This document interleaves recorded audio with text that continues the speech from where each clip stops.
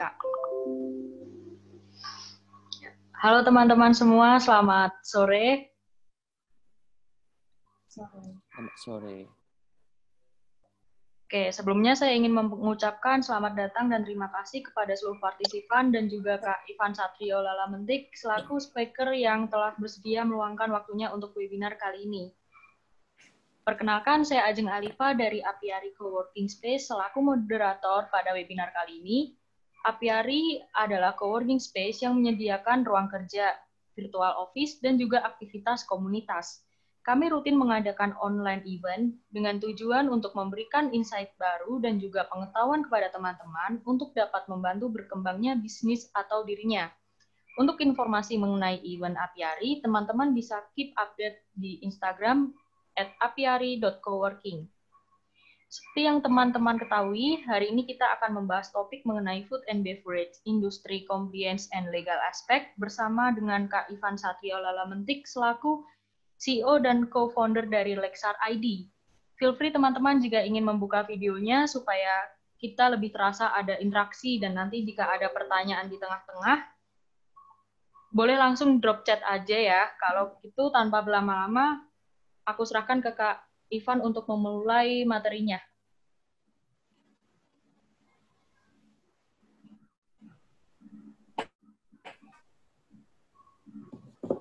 Ya, halo. Halo Kak. Halo Pak. Ya, halo, selamat sore. Kedengeran ya suaranya ya? Jelas. Jelas Pak, jelas. Oke. Mungkin dari sebelum saya perkenalan, mungkin dari teman-teman Apriari boleh assign saya untuk bisa share screen.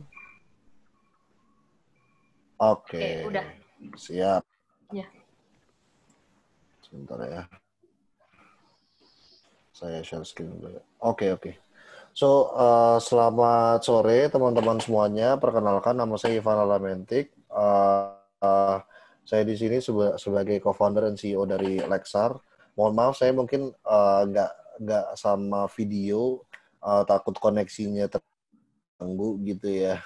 Nanti ketika mungkin udah mulai bagus lagi, saya bisa nyalain lagi gitu. Nah, mungkin ini secara short aja gitu ya, karena kebetulan materi kita hari ini nggak terlalu banyak gitu. Secara short aja, Lexar itu adalah suatu perusahaan yang memang membantu teman-teman entrepreneur membereskan lah istilahnya hal-hal berkaitan legal dari perusahaan mereka gitu. Nah, kita udah jalan semenjak 2018, udah lebih dari 2 tahun, udah hampir 2,5 tahun lah sampai sekarang. Sampai dengan sekarang kita udah lumayan lah growth-nya. Mostly kita ngebantuin teman-teman startup gitu. Lalu apa yang kita lakuin biasanya kita bantuin dari sisi entrepreneur journey, mulai dari pendiriannya mereka nih. Bukan cuma pendirian perusahaan yang kita bantu, tapi juga ada banyak hal, misalkan trademark registration dan basic license dan semacamnya gitu. Lalu ada juga journey-nya mereka udah mulai growing gitu, udah mulai scaling up. Kita juga bantu di beberapa masalah-masalah legal mereka seperti notarial assistance. Ada juga dedicated legal support untuk perusahaan atau usaha yang memang belum hire legal tapi butuh. Lalu ada juga fundraising activities gitu ya, kita bantu gitu. Nah, lalu di luar dari kedua itu kita pun ada anak usaha kita gitu. Salah satunya memang aktivitas kita tuh untuk memberikan pendidikan webinar. Ada juga 2 usaha lain itu domisili itu khusus untuk VO aja jualannya. Lalu sama satu lagi itu ada Lextex. Nah, kebetulan Lextex ini yang baru kita launching di bulan ini. Itu kita ngebantuin teman-teman pengusaha itu untuk ngeberesin atau mengurus compliance pajaknya mereka per bulan dan per tahun. Ya, itu sih secara at a glance ya. Mungkin secara singkat juga mengenai saya, kebetulan saya memang fokus untuk ngebantuin entrepreneur itu semenjak 2015. Saya memang secara edukasi itu S1, S2 itu di bidang hukum, S1 di Indonesia, S2-nya di luar negeri, di Amerika. Lalu semenjak 2018 memang sudah fokus untuk membuat Lexar sebagai ekosistem yang support startup gitu. Nah, lalu saya akan coba hover my screen to another deck ya. Kita masuk ke materinya. Sebentar. Share.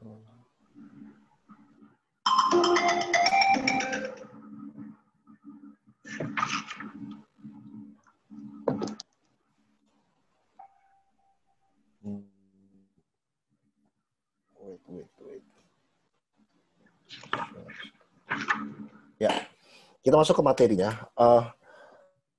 Kita asumsi teman-teman semua mungkin sudah bisnis di bidang F&B atau baru mau berpikiran masuk ke bisnis F&B,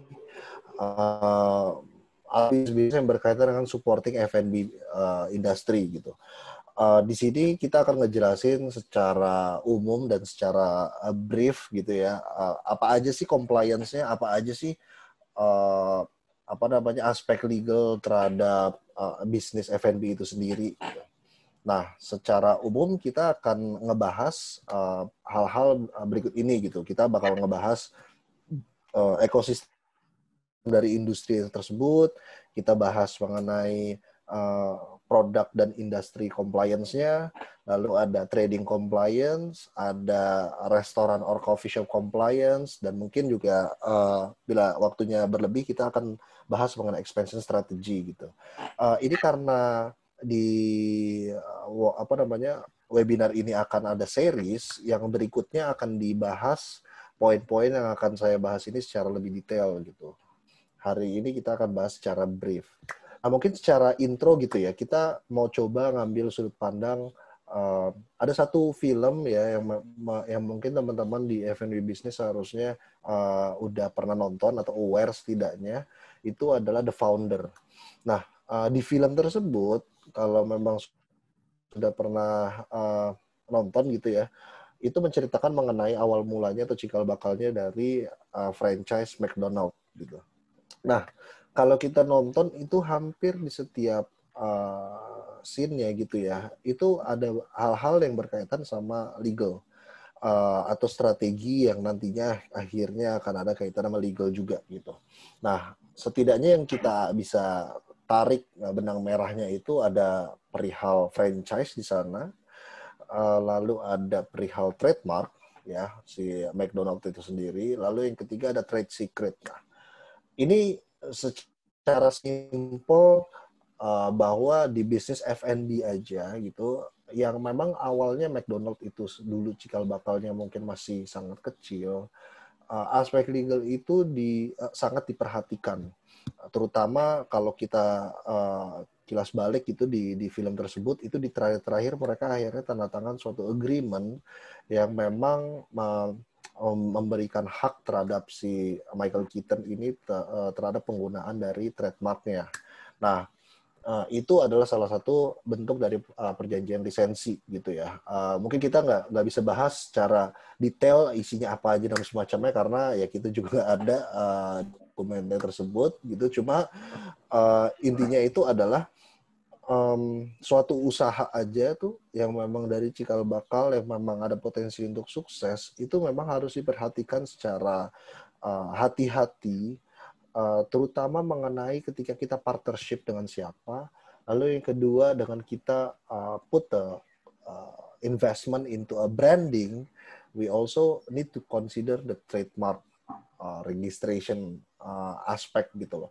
Karena jangan sampai kita udah keluar uang banyak promosi dan semacamnya, tapi ternyata merek yang kita gunakan itu antara sudah pernah digunakan oleh orang lain ataukah belum sempat didaftarkan tapi orang lain malah memboikot melakukan pendaftaran tersebut gitu. Nah, itu hal-hal yang berkaitan sama trademark dan secara lisensi pada umumnya ya. Nah, mungkin teman-teman get the ideas ya, bahwa secara bisnis F&B aja tuh aspek legalnya dari cikal bakal aja tuh udah lumayan penting gitu. Nah, kita masuk ke aspek perihal industri ekosistem gitu. Ini mohon maaf gambarnya ini saya kurang baik gitu, agak pecah ya. Jadi ngomongin ekosistemnya itu kita harus pahami bahwa F&B bisnis itu adalah suatu rangkaian yang memang lumayan panjang gitu ya. Kita ngomongin dari raw material sampai akhirnya dihidangkan makanan atau minuman itu ke orang. Nah kalau kita ngomongin dari raw material berarti rantai dari produksinya itu juga lumayan panjang gitu. Kita ngomongin dari yang misalkan kalau tanaman itu kalau misalkan makanan itu sumbernya itu dari tanaman, berarti tanaman itu di apa namanya ditanam di kebun misalkan ya, berarti ada kebunnya, habis itu baru diambil, dipetik dan semacamnya, diproses ke suatu tempat yang mungkin belum jadi apa namanya proses goods tapi proses food gitu, tapi baru jadi kayak raw material yang siap untuk dijual misalkan di distributor gitu ya. Dari situ masuk lagi ke ketika di distributor, masuk lagi ke distributor yang lebih kecil lagi gitu. Kita ngelihat yang atas nih, dia bisa masuk ke apa namanya supermarket atau masuk ke minimarket, atau mungkin masuk yang lebih kecil lagi, misalkan warung gitu ya, dijual, akhirnya dibeli sama konsumen, belum langsung dimakan, tapi harus di-prepare dulu, baru akhirnya dimakan gitu. Nah, ada juga jalur yang kedua, itu ya ketika distribute, akhirnya dibeli oleh suatu apa namanya badan usaha, lalu dia menyajikan itu makanan tersebut di suatu tempat, dan akhirnya dimakan secara langsung oleh konsumen. Nah, dua hal ini memang akhirnya kenapa ada dua jalur, karena memang secara apa namanya aspek dari sisi penyajiannya juga berbeda gitu. Kalau di retail itu kan kita package goods gitu ya, apa namanya most likely makanan-makanan yang mungkin agak lama untuk disimpan gitu, karena ada stocking. Ada juga memang yang fresh ya, stockingnya nggak lama gitu, ada juga gitu. Cuma pada intinya itu adalah di retail itu banyak yang nggak langsung dikonsumsi. Kalaupun ada, biasanya dia akan ada expiry date-nya ya kan. Nah, lain halnya dengan di restoran. Di restoran itu memang yang dijual itu bukan cuma goods, tapi ada juga service di situ kan. Makanya kalau aspek perpajakannya itu pasti ada taxation-nya perihal service restoran tersebut. Karena ada unsur aktivitas yang apa namanya jasa yang menyajikan suatu makanan. Dia memproses dari tadinya semi raw, diproses, dimasak dan semacamnya, akhirnya disajikan gitu ke konsumen, antara dia makan langsung di tempat atau dia take away gitu.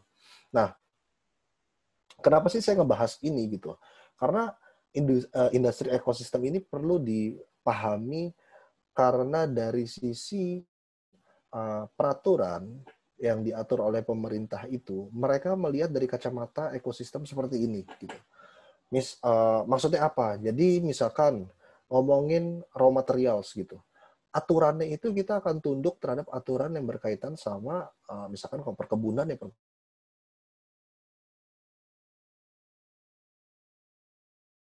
tersendiri yang ngatur, dan juga ada peraturannya tersendiri. Nah, ketika itu dibawa di ekstrak dari apa namanya peternakan dan semacamnya itu diproses di suatu pabrik, antara misalkan kalau hewan itu dipotong lalu ada prosesnya dan semacamnya, itu udah masuk ke perindustrian gitu. Peraturannya ada lagi sendiri, kementeriannya ada lagi sendiri yang ngatur. Nah, ketika udah diproses, ketika akan di-packing dan mulai didistribusikan, itu ada lagi yang ngatur peraturannya. Dan itu di bawah oleh Kementerian Perdagangan gitu. Nah, ketika sudah didistribusikan sampai dengan yang distribusi paling kecil, misalkan ke minimarket atau enggak ke warung misalkan, nah itu pun karena tidak ada bentuk yang berubah gitu, hanya apa namanya jalur dari rantai distribusinya aja, itu mereka masih di bawah naungan si Kementerian Perdagangan. Makanya perdagangan ini juga lumayan luas, karena dia mulai dari yang distributor utama yang paling besar sampai dengan retail yang paling kecil gitu. Nah, lalu untuk yang kedua, yang jalur kedua itu ada restoran atau coffee shop dan bar atau lounge dan semacamnya. Karena memang ada service di sana, itu pun yang ngatur berbeda juga gitu. Yang ngatur itu kalau di sini adalah Kementerian Pariwisata gitu. Nah, mungkin kita nggak ada spesifik mengenai kementerian yang berkait yang naungin restoran. Kenapa sih masuk ke pariwisata? Karena memang yang peraturannya itu di bawah peraturan kepariwisataan gitu. Di sana pun nggak cuma pariwisata, di sana ada ekonomi kreatif juga termasuk di situ.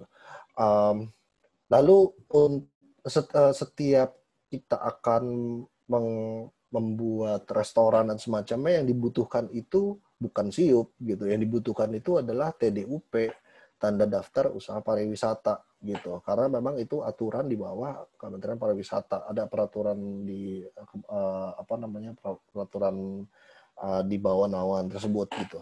Nah, jadi dengan memahami bahwa industri ekosistem itu sebenarnya lumayan panjang, kita pun jadi mengetahui bahwa kalau kita aktivitas bisnisnya itu kita ini ada produksi dan kita ada jualan juga gitu, ada distribusi juga.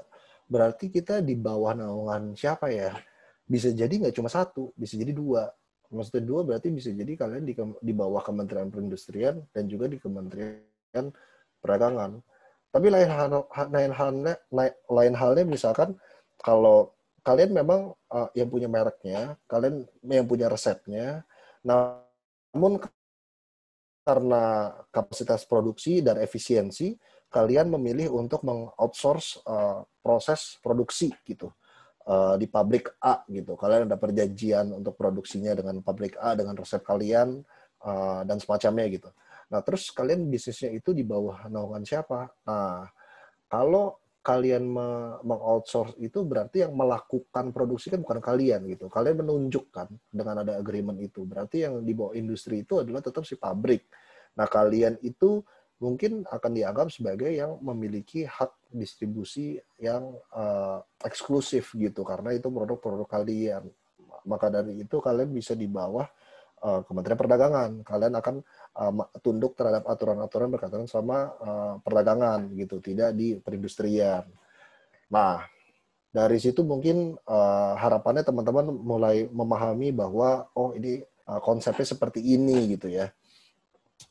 Lalu kita masuk ke kita agak skip bukan yang dari raw materials, tapi kita langsung masuk ke bidang yang industri. Kenapa nggak raw materials? Karena mungkin kita rasa dari teman-teman semua banyak yang setidaknya itu mulainya dari industri dulu, nggak mulai dari yang menanam lah atau melakukan ternak dan semacamnya gitu ya. Nah, kita masuk dari yang ketika kalian udah beli, kalian proses sendiri gitu. Nah, sebagaimana tadi disebutkan, ini memang dibutuhkan adanya IUI gitu, namanya izin usaha industri. Ini pun ada golongannya, ada yang kecil, menengah, dan besar gitu. Namun yang kita mesti ketahui itu adalah di dalam IUI ini pun juga memang ada jenis-jenis barang apa aja sih yang masuk ke sini gitu loh. Nah, ini mungkin bisa dilihat di slide ini, ada 7 jenis gitu yang bisa masuk ke izin usaha industri ini gitu. Nah, kita nanti kita akan bahas juga mengenai industri yang sifatnya itu kecil, bahkan lebih kecil dibanding IUI kecil, yaitu industri skala rumah tangga gitu. Itu akan membutuhkan namanya PIRT. Kita akan bahas sedikit nanti ya. Cuma yang membedakan itu adalah mereka sama-sama di bawah naungan peraturan perindustrian. Namun yang dibedakan itu adalah dari skala dan juga ada aspek perihal limbah di sana ya. Apakah dari proses produksi itu akan menghasilkan limbah berbahaya bagi lingkungan apa enggak gitu. Karena kalau misalkan kemungkinan ada, kalian itu memang didesain untuk berada di kawasan industri gitu. Kawasan industri memang sudah ada beberapa tempat yang didesain untuk pabrik gitu ya. Nah, tapi kalau memang tidak ada limbah yang berbahaya bagi lingkungan, nggak mungkin nggak ada limbah sama sekali kan, pasti ada. Tapi yang nggak berbahaya bagi lingkungan dan kalian bisa kelola itu dan semacamnya, mungkin bisa masuk ke PRT itu gitu. Nah, untuk kalian tahu nih misalkan IUI itu izin usaha industri, kalian pun juga harus paham bahwa ketika kalian misalkan mendirikan perusahaan gitu, kalian mesti aware ada KBLI istilahnya ya, klasifikasi baku lapangan usaha Indonesia gitu. Nah, KBLI itu yang kalian harus pilih itu ada 5 angka gitu. Nah, 5 angkanya itu ialah 5 angka yang sangat spesifik. Jadi bukan yang 4 angka, 4 digit gitu, yang 5 digit lah. Dan kalian pun karena spesifik itu harus dilihat kalian mau produksinya apa gitu. Kalau kalian produksinya kemungkinan ke depan lebih dari satu jenis, ya kalian pilih aja sekalian dari awal gitu. Nah, untuk IUI ini sendiri memang pengurusan itu sekarang tuh udah melalui lembaga OSS namanya, Online Single Submission, yang memang dikelola secara terpadu oleh pemerintah. Lalu untuk teman-teman yang ingin tahu lebih lanjut perihal IUI ini bisa melihat ada undang-undangnya itu di Undang-Undang Perindustrian 3/2014, lalu ada PP-nya juga mengenai IUI gitu 107/2015 dan juga ada PP-nya gitu. Seperti itu. Nah, kita lanjut. Untuk industri yang skalanya lebih kecil gitu, memang dibutuhkan adanya mungkin dia nggak masuk IUI kecil, tapi dia masuk ke PIRT gitu, izin pangan industri rumah tangga. Di mana ini pun ketika kalian produksi makanan apa, ini juga berlaku sebagai salah satu persyarat untuk izin edar. Ntar kita ngomongin izin edarnya itu berkaitan sama BPOM ya, dari produknya. Nah, tapi intinya itu adalah dengan ada PIRT ini, memang namanya industri itu most likely harus tetap ada di kawasan industri atau di atau di daerah-daerah yang memang secara zonanya itu diperbolehkan untuk wilayah melakukan industri tertentu gitu. Nah, untuk kalian ingin tahu lebih banyak gitu mengenai regulasi ini, bisa dilihat nih ada 5 poin di sini. Undang-undangnya apa aja, peraturan pemerintah apa aja gitu. Oke, lalu ada lagi mengenai sertifikat halal dari MUI gitu. Nah, sertifikat halal ini udah menjadi suatu kewajiban terhadap makanan dan minuman serta obat-obatan juga ya. Produk-produk tersebut yang beredar dan perjualbelikan di Indonesia itu harus dan wajib memiliki sertifikat halal. Kecuali memang kalau produk tersebut itu non halal atau haram istilahnya ya kita pun nggak akan bisa gitu loh untuk minta sertifikat halal dengan produk yang memang dari isinya itu memang ada yang non halal ya kan. Cuma untuk yang memang kita ketahui itu halal itu harus ada sertifikat ini gitu. Nah, ini memang prosesnya itu tidak sebentar gitu, lumayan makan waktu, bisa 2-4 bulan gitu. Cuma yang pasti itu adalah dengan adanya sertifikasi ini akan menjadi salah satu persyarat juga nih ketika kalian mau jual di retail nantinya nih. Beberapa retail mengharuskan adanya ini gitu, karena mereka pun takut kalau misalkan menjual barang yang tidak, ini ngomongin namanya product license gitu ya. Product license itu setiap barang kan harus ada gitu. Kalau ada barang-barang yang nggak comply, ntar mereka bisa disita barang tersebut dan mungkin kena kena penalti gitu, kena sanksi dari pemerintah dari sisi retailernya gitu ya. Nah, selanjutnya selain dari halal ada juga BPOM. Nah, BPOM ini seperti tadi disebutkan, PRT itu kan sebagai salah satu persyarat untuk bisa dapetin si BPOM ya. Nah, BPOM ini ketika udah pegang ini berlaku sebagai izin edar dari suatu produk. Nah, ini ngomonginnya produk dari tadi nih ada halal dan juga ada BPOM. Nah, nanti kalau produknya itu ada 5 ya berarti butuhnya ada 5 gitu karena nomornya beda-beda ya kan. Nah, ini memang harus ada izin edar BPOM, MD, ada yang dan semacamnya gitu. Cuma pada intinya itu yang ngebedain itu adalah ya jenis-jenisnya itu apakah ini ada unsur luar negerinya atau semuanya itu lokal atau ada campuran dan semacamnya gitu. Lalu yang dibutuhkan ini juga ya lumayan banyak yang mesti diurus gitu. Namun pengurusannya pun mungkin bisa ekspektasi 1-2 bulan gitu ya. Paling cepat nggak sampai sebulan, mungkin sekitar 3 minggu gitu bisa. Lalu untuk yang mesti diketahui itu adalah karena pengerjaannya itu nggak cepat gitu, memang harus di allowing time untuk diproses dulu, apalagi sebelum produk-produk tersebut itu diedarkan di suatu retailer gitu.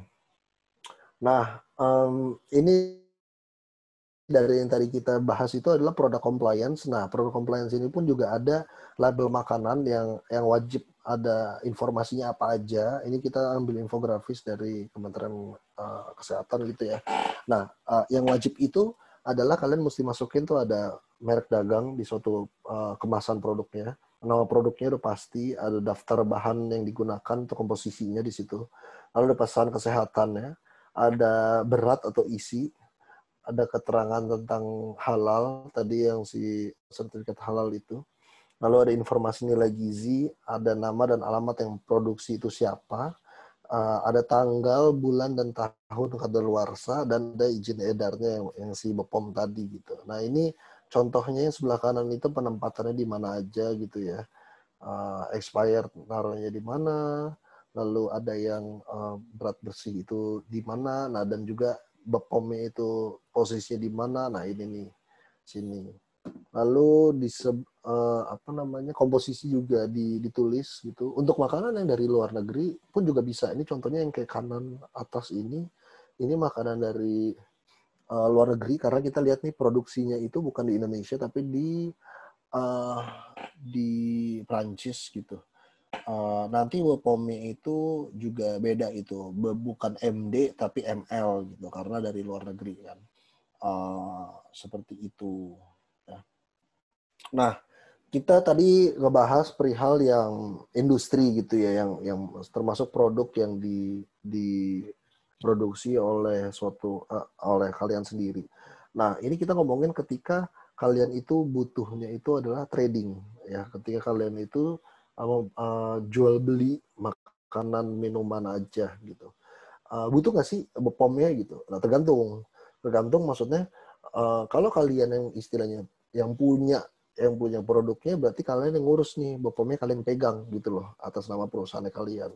Tapi kalau kalian itu hanya cuma distribusi aja, jual beli aja, dagang aja, mungkin lebih baik BPOM-nya dan produk compliance itu udah diurus sama yang memproduksi gitu. Jadi kalian udah terima jadi, kalian tinggal cuma jualan aja gitu. Kalian pun juga tetap lebih baik meminta bukti-bukti sertifikasi dan semacamnya juga sebelum menjual. Jadi karena ketika kalian mungkin masuk ke retailer lagi, mungkin diminta juga hal-hal tersebut gitu. Nah, untuk kalian berbisnis atau berusaha di bidang trading gitu, perdagangan jual beli makanan dan semacamnya, ini memang lumayan simple gitu. Kalian hanya perlu siup aja gitu. Nah, siup ini kita juga bisa lihat ada skalanya gitu. Skalanya itu ada yang mikro, ada yang kecil, menengah, dan besar. Untuk yang mikro, itu siup yang modalnya itu, modal disetornya itu di bawah 50 juta. Lalu untuk yang kecil itu di atas 50 juta sampai dengan 500 juta. Ya. Lalu untuk yang menengah itu di atas 500 juta sampai dengan 10 miliar. Nah, yang terakhir besar itu di atas dari 10 miliar gitu. Nah, ini menjadikan bahwa kita bisa tahu ketika kita mau buat perusahaan, kita mau pilihnya yang mana. Nah, nanti bingung kan mau pilihnya mau yang yang skala mikro, kecil, menengah, atau yang besar gitu. Yang pertama kita harus lihat dari sisi permodalan kita kuatnya yang mana gitu. Simple aja gitu kan. Kalau kita cuma kuatnya 100 juta misalkan, ya udah berarti kan masuknya ke skala yang kecil. Cuma saya sangat tidak menyarankan untuk di bawah untuk yang mikro di bawah 50 juta. Karena kalau kalian misalkan memutuskan untuk mendirikan perusahaan, mendirikan PT gitu, siup mikro itu tuh nggak bisa dikeluarkan lah apa namanya, karena secara teknis itu yang dianggap oleh mikro itu adalah usaha-usaha yang non formal gitu, yang dimana kalau orang udah bisa bikin PT itu dianggap udah lebih formal dan dia apa namanya, modalnya itu diharapkan bisa melebihi dari yang mikro, setidaknya yang kecil. Jadi kalau mau bikin perusahaannya cari siup skalanya itu mungkin minimal yang kecil aja gitu, 50 juta. Ya dari terus habis itu yang kedua bisa dilihat juga dari aspek perihal ketika kita menggunakan perusahaan ini untuk apa. Maksudnya apa? Kalau kita gunain perusahaan ini untuk procurement ke suatu ke suatu tender, project dan semacamnya, most likely dari sisi procurement tersebut akan mencaratkan misalkan COP minimal berapa gitu, yang kecil apa menengah apa besar, dan itu biasanya dilihat dari nilai proyeknya juga. Nah jadi kita hati-hati juga gitu dalam memilih si skala usahanya itu dari SIOP. Nah kita lanjut. Untuk siup itu sendiri memang kan memang menjadi izin untuk memperdagangkan makanan. Nah, cuma ketika kita mau menambahkan lagi, saya juga mau mendatangkan barang nih dari luar negeri ke Indonesia, berarti kita juga membutuhkan izin untuk impor. Nah, ketika kita produksi makanan sendiri di Indonesia, kita juga mau jual ke luar negeri, berarti kalian membutuhkan tambahan izin ekspor gitu. Ya nanti untuk apa namanya, KBLI-nya itu yang dipilih memang 5 digit dan itu memang harus spesifik ya terhadap yang memang kita mau jual dan barang-barangnya itu apa aja gitu. Lalu lanjut ketika usahanya itu bukan di bidang retail ya atau di bidang perdagangan, kita akan masuk ke apa namanya aturan di bawah Kementerian Pariwisata gitu ya. Itu ada namanya TDUP, Tanda Daftar Usaha Pariwisata. Ini untuk usaha-usaha misalkan restoran, coffee shop, bar atau lounge dan semacamnya yang ada unsur jasanya di situ, itu membutuhkan adanya ini TDUP ya. Nah, di TDUP ini ada banyak jenis, salah satunya ada restoran, ada coffee shop juga dan semacamnya tadi. Dan memang harus dikonsider bahwa untuk mengurusin TDUP itu tidaklah simple.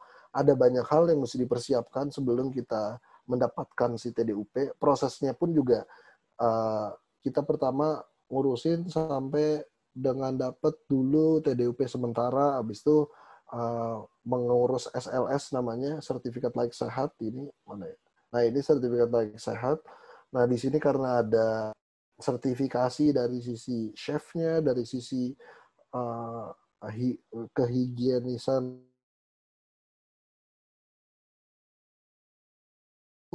pemerintah dinas setempat gitu ya untuk melihat apakah sudah layak atau tidak gitu. Nah SLS ini pun juga apa namanya wajib di-maintain ya, karena agar TDUP tetap berlaku harus tetap SLS ini harus tetap di-maintain gitu. Apa namanya, untuk urusan SLS itu mungkin lumayan banyak yang mesti disiapin dan juga ini sebagai prasyarat untuk mendapatkan si TDUP gitu.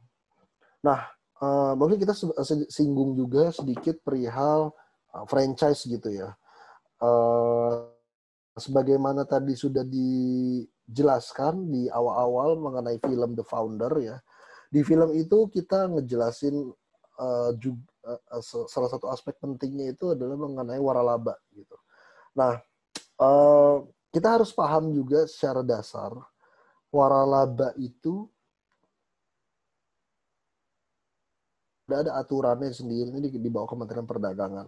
Nah, waralaba itu adalah hak khusus yang dimiliki oleh orang perorangan atau badan usaha terhadap sistem bisnis. Jadi yang mesti stressing ini sistem bisnis nih ya.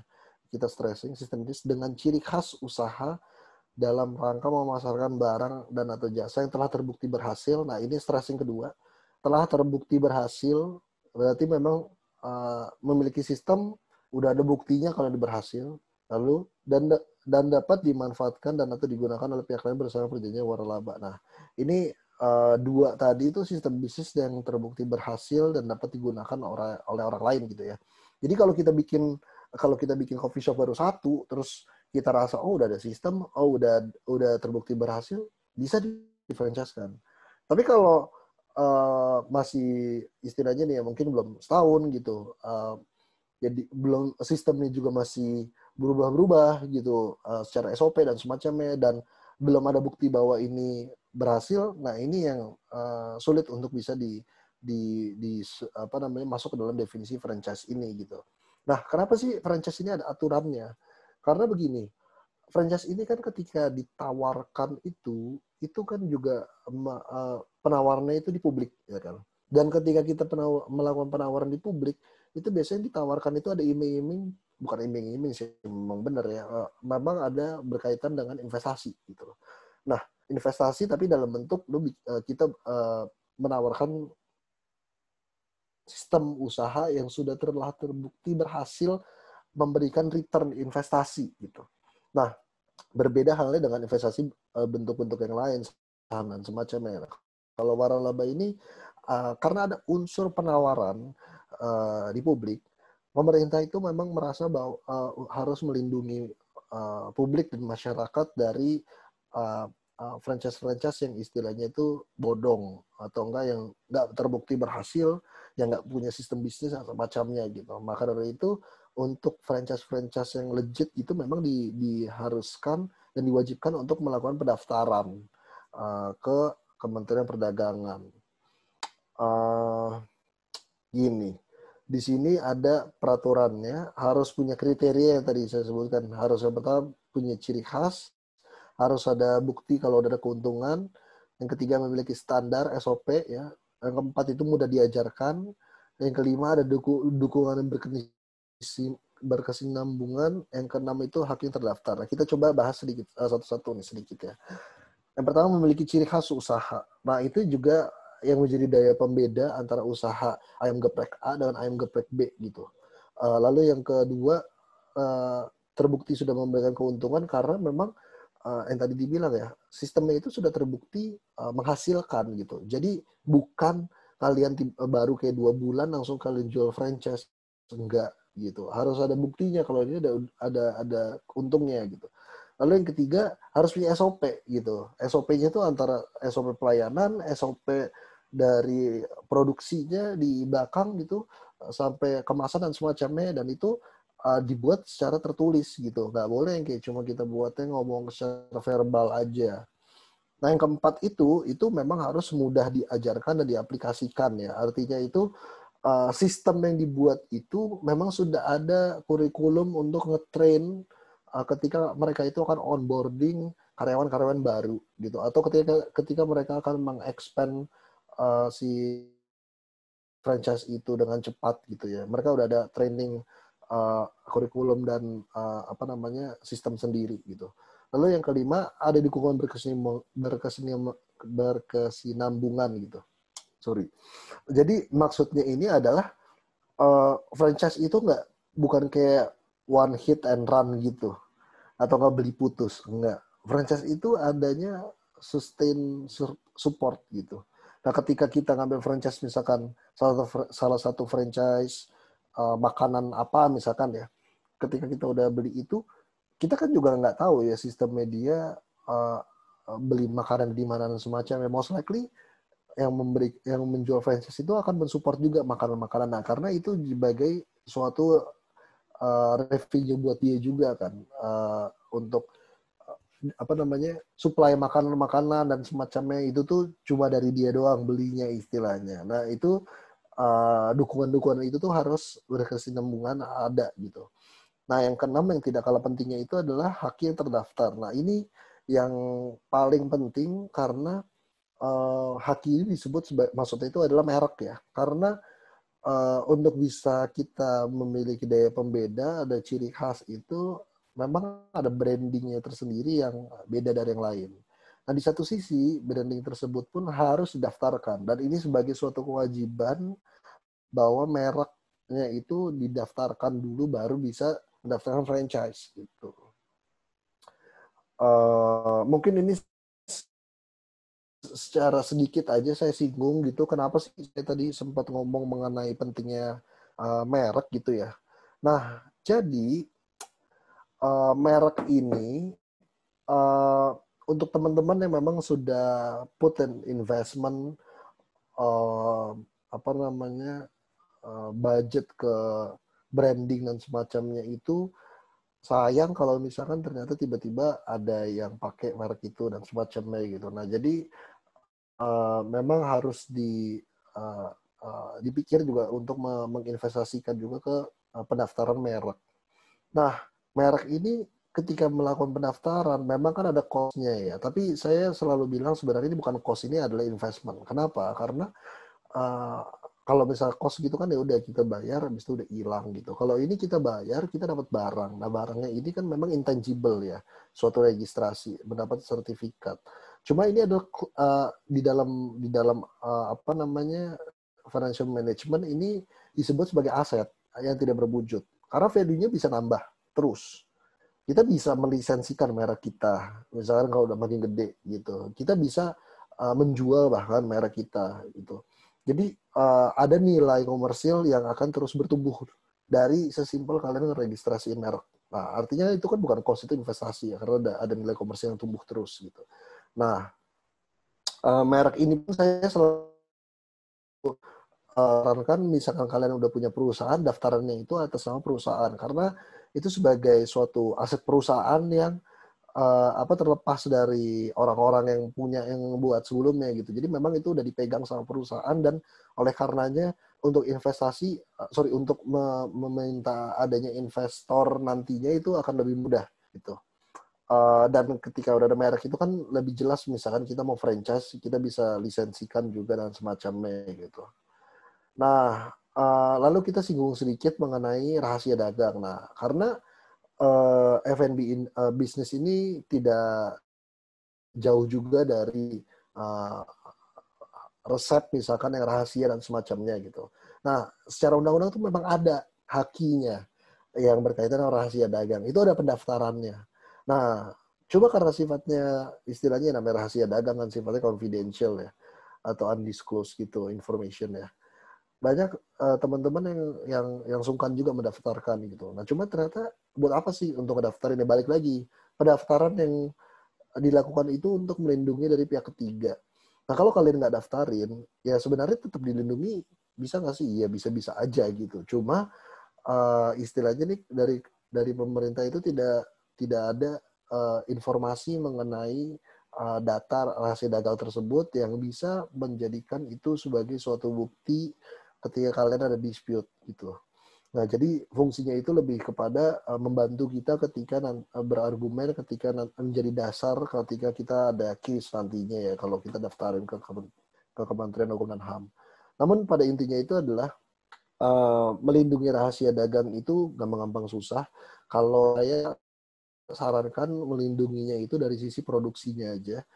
Mungkin ada some part of the production yang mungkin kalian kontrol secara sendiri dan itu terbatas gitu loh. Misalkan untuk bikin jamu gitu mungkin kayak apa namanya bahannya kalian cuma ngambilnya di mana atau kan proses apanya cuma kalian doang yang tahu karena resep turun temurun gitu. Nah itu mungkin bisa di tempat yang mungkin tidak bisa diakses publik banyak biar itu tetap terjaga kerahasiaannya gitu. Tadi perihal yang si franchise ya ini agak lompat ya. Franchise itu memang kan harus didaftarkan ke Kementerian Perdagangan. Nah, apa sih yang dilakukan untuk bisa dapat pendaftarannya? Nah, ketika kalian daftarin, kalian mesti siapin setidaknya dokumen-dokumen ini. Yang paling penting itu ada dua ya, prospektus penawaran dan yang kedua itu perjanjian franchise. Nah, yang pertama itu itu tuh isinya udah ada template-nya ya, mesti apa aja yang diisi. Tapi intinya itu adalah kalian membuat suatu proposal penawaran franchise gitu dengan template yang sudah ada. Itu bisa termasuk harus isi ada pro forma dan semacamnya gitu. Lalu kedua ada perjanjian franchise. Nah ini yang juga penting. Ini pun juga udah ada acuannya di dalam peraturan. Jadi bisa juga pakai yang standar gitu ya. Nah ketika kita udah mendaftarkan, yang kita dapat apa? Yang kita dapat adalah STPW ini, surat tanda pendaftaran waralaba gitu. Nah paling secara singkat gitu ya, itu yang bisa saya share ke teman-teman semua. Untuk secara detail, karena ini mungkin ada kelas-kelas berikutnya berkaitan dengan ini, bisa diikuti juga gitu, dan juga mungkin secara detail bisa dijawab juga gitu pertanyaan-pertanyaan yang mungkin secara detail dibutuhkan teman-teman di situ gitu. Mungkin dari sini ada yang mau tanya, saya mungkin lihat dari chat ya, nih ada chatnya sebentar. Slide share, ya nanti bisa di-share. Oke.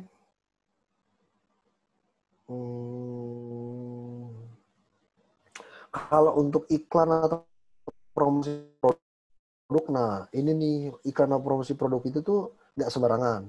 Maksudnya itu adalah ada beberapa produk yang bisa dipromosikan di media tertentu, ada juga yang enggak. Paling contoh misalkan gini deh, obat gitu. Obat tuh nggak bisa sembarangan dipromosiin. Dan juga ada ketentuan dalam promosi obat. Ada kayak do's and don't-nya lah. Nggak boleh nyantumin apa dan semacamnya. Terus habis itu misalkan ada iklan juga, misalkan kaitan sama rokok gitu ya. Udah tahu kan rokok kan nggak boleh iklan lagi di TV. Tapi dia bisa iklan iklan di TV masih bisa, tapi misalkan jam di atas jam berapa, tapi boleh mencantumkan produknya dan semacamnya. Nah, kalau perihal iklan ini, pertama kita harus lihat dulu jenis produknya apa. Lalu yang kedua, kita baru cek ke aturannya. Itu ada kok peraturannya, dan lumayan lama juga itu perihal yang promosi pangan dan semacamnya itu. Jadi saya mungkin nggak bisa langsung jawab sekarang, tapi yang pasti ada batasan-batasannya terhadap iklan itu, apa yang dibolehkan dan tidak diperbolehkan gitu. Lalu konsep waralaba seperti franchise, merek harus register dulu ya. Oke. Kalau masih proses, jadi gini, kalau merek itu mungkin teman-teman yang udah tahu atau bahkan udah ngelakuin, prosesnya itu lama untuk bisa dapat sertifikat. Dari registrasi bisa sampai mungkin 1-2 tahun. Kenapa lama? Karena memang secara undang-undang ada tahapan-tahapan yang diperlukan oleh pemerintah untuk bisa mengeluarkan sertifikat itu. Terus kok bisa kenapa lama gitu? Ya, karena istilahnya gini, merek itu kan, kita ambil umpama misalkan kalian menemukan pulau baru gitu ya. Pulau baru kita anggap sebagai merek baru gitu ya. Nah, pulau itu kelihatannya belum ada yang huni gitu ya. Habis itu kita klaim itu punya kita. Nah, kalau kita tiba-tiba datang ke BPN, kita bilang itu pulau, itu punya pulau saya gitu. BPN nggak bisa langsung nerbitin sertifikat ke kalian gitu. Sertifikat tanah nggak bisa langsung terbit. Harus di-recheck dulu sama dia kan. Benar nggak sih nih? Nggak ada yang punya. Dia harus ngelakuin pengumuman dulu ke publik. Ada proses-prosesnya itu, karena kalian, kenapa merek itu lama? Karena ada proses itu. Ketika keluar itu kan berkaitan sama kepemilikan suatu aset. Dia itu nggak mau salah-salah juga gitu loh, tiba-tiba ngeluarin sertifikat tapi udah ada orang yang punya, udah ada yang klaim, nanti mereka yang bisa digugat kan. Jadi karena merek itu berkaitan dengan kepemilikan suatu aset, jadi nggak bisa lama-lama. Nah, untuk ngejawab yang ini ya, kalau untuk daftar franchise, kalau mereknya itu masih register dulu boleh apa enggak? Nah, ini boleh. Jadi merek itu belum keluarin sertifikat tapi sudah ada tanda bukti registrasi. Nah, itu bisa gitu. Karena tahu prosesnya akan lama, setidaknya ada tanda bukti registrasinya dulu gitu. Oke, ada lagi mungkin? Oh, ini ada nih dari Maria. Jika masih dalam proses pendaftaran haki, apakah merek kita sudah bisa dikomersilkan, dan untuk haki itu hanya untuk nama merek atau dengan logo juga? Oke. Mungkin semua bisa buka juga website kita, lexar.id. Di situ nanti ada pop-up gitu, ada guidebook yang bentuknya dalam bentuk PDF ebook. Kalian tinggal masukin email aja, ntar bisa langsung download. Nah itu berkaitan dengan merek. Itu kayak mungkin sekitar belasan halaman yang sangat brief lah, gampang dibacanya. Untuk tahu tuh merek tuh apa sih, dan cara registrasi gimana, dan proses seperti apa gitu. Dan tips-tipsnya apa, dari situ ada. Nah, untuk ngejawab pertanyaan dari Maria ini, kalau kita masih proses pendaftaran, boleh nggak dikomersilin? Boleh. Kita bisa ngelakuin lisensi, cuma memang belum mendapat sertifikat itu, menjadikan posisi kita belum terlalu kuat aja gitu loh. Artinya itu masih ada risiko bahwa tiba-tiba sertifikat nggak keluar karena misalkan ditolak atau hal-hal apapun lainnya. Cuma ya namanya bisnis must go on, ya udah nggak apa-apa, nggak masalah. Tinggal dituliskan bahwa lisensi merek ini terhadap merek yang masih pending sertifikat issuance-nya gitu. Nah, haki yang merek itu apakah untuk nama merek atau dengan logo juga? Bisa bisa nama doang dan bisa nama dan logo. Jadi tergantung dari bentuk dari logonya dan yang mau kalian daftarkan apa. Misalkan contoh nih paling gampang, kita ngelihat logo McDonald ya, misalkan ya, kita ambil contoh McDonald. McDonald kan ada yang logo M-nya doang, ada juga yang logo yang dengan font ada tulisan McDonald's. Nah, yang bisa didaftarkan ini minimal ada 3. Pertama itu namanya doang, McDonald's with any font. Jadi mau pakai Comic Sans bisa gitu, yang penting cuma penamaan McDonald's doang, itu bisa didaftarin, satu. Terus habis itu yang kedua, McDonald yang ada font media, McDonald yang tulisannya panjang, itu bisa didaftarkan dengan dasar nama dan logo secara bersamaan, karena ada namanya McDonald's dan ada shape dari font-fontnya itu yang menjadikan nama logonya itu McDonald's gitu ya. Nah itu yang kedua, nama dan logo. Nah yang ketiga itu McDonald's kan juga ada logo yang M doang, itu yang biasa kita lihat kalau di jalanan gitu kan, M doang. Nah, M doang itu bisa didaftarkan sebagai logo doang gitu, yang berbentuk M itu. Begitu untuk menjawab ya. Kak Ivan, ini ada pertanyaan dari Google Form. Ya. Aku bacain ya. Yang pertama, desain industri apa saja yang termasuk dalam bisnis food and beverage selain packaging makanan atau minuman?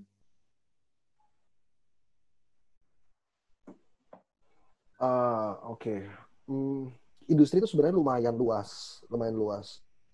Jadi kalau saya sebutin satu-satu itu kayaknya nggak selesai ini. Tapi intinya itu adalah yang masuk ke F&B di industri itu adalah ya kita lihat dari prosesnya aja.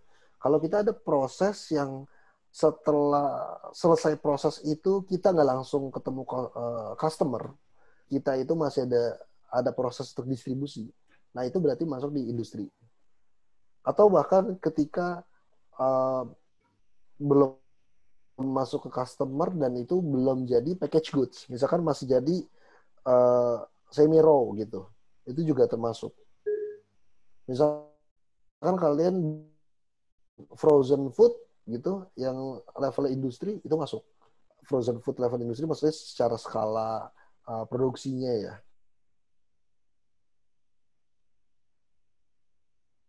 Konsumsi kan harus diolah dulu nih, misalkan digoreng atau dipanaskan dan semacamnya gitu. Jadi kalau secara jenis-jenisnya sangat banyak, cuma yang pasti prinsipnya seperti itu. Sebagai gambaran, kita ngelihatnya segala sesuatu yang ada bentuknya produksi dan nggak langsung kita serve ke konsumen, itu most likely masuk ke industri gitu jenisnya. Gimana? Ada lagi?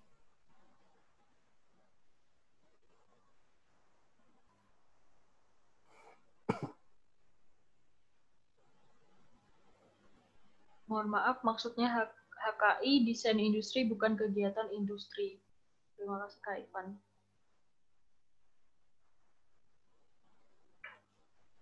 sorry. Ini kayaknya tadi saya salah maksud deh. Desain industri maksudnya ya. Di Haki. Oke. Jadi gini, mungkin secara teman-teman mungkin saya jelasin secara umum. Haki itu ada banyak. Hak atas kekayaan intelektual itu ada banyak. Haki itu setidaknya nih yang common di telinga kita ada paten, ada merek, ada hak cipta, ada rahasia dagang, ada salah satunya juga hak atas desain industri gitu. Dan ada lagi beberapa lainnya gitu. Nah, ini cuma saya ngomong yang common aja. Nah, haki mengenai desain industri, ini tadi saya salah tangkap berarti ya, sorry. Haki desain industri itu adalah mirip dengan hak cipta. Jadi itu dasarnya itu atas suatu apa namanya ciptaan buatan gitu. Bisa itu 2 dimension atau 3 dimension apa produk buatannya yang memang apa namanya buatan tersebut memiliki prospek untuk dikomersialisasikan di level industri. Nah, level industrinya ini, kalau nggak salah desain industri itu ada minimumnya. Kalau kita mau produksi, misalkan bentuknya itu, kita bikin gelas, misalkan shape-nya, bentuknya seperti huruf S gitu. Belum ada yang punya, misalkan kita bikin desain itu. Nah, kita udah daftarkan hak cipta, karena produksinya limited. Tapi ketika kita mau produksinya di atas, saya lupa numbersnya apa, 5.000 apa 500 apa berapa gitu. Pokoknya ada numbersnya ya. Untuk produksi dengan minimum sekian. Itu untuk bisa dilindungi yang lebih lagi dibanding hak cipta itu adalah si hak atas kekayaan desain industri. Karena gambarnya itu akan digunakan untuk bikin mold, untuk bikin cetakan dan semacamnya. Nah, dan untuk ngebuat apa namanya mungkin langsung bikin kan banyak gitu loh, mass production. Dan atas hal itu ada perlindungan si desain industri itu gitu. Dari situ mungkin ngejawab nggak ya pertanyaan apa namanya pertanyaannya dari yang ditanyakan.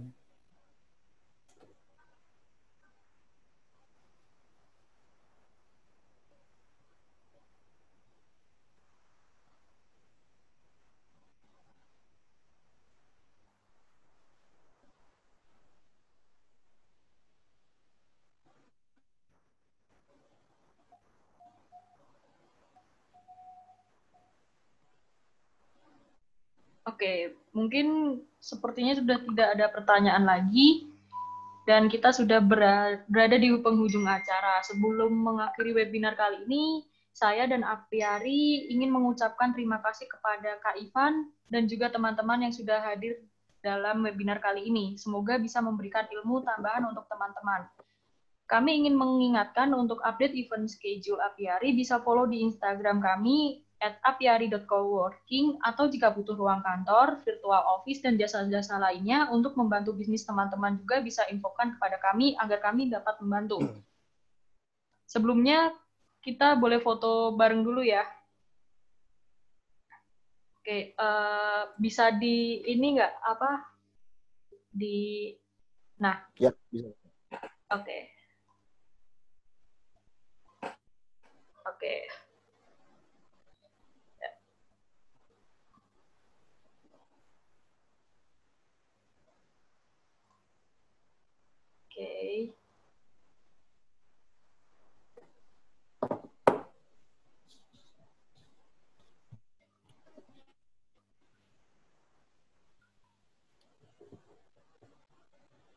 Oke, thank you.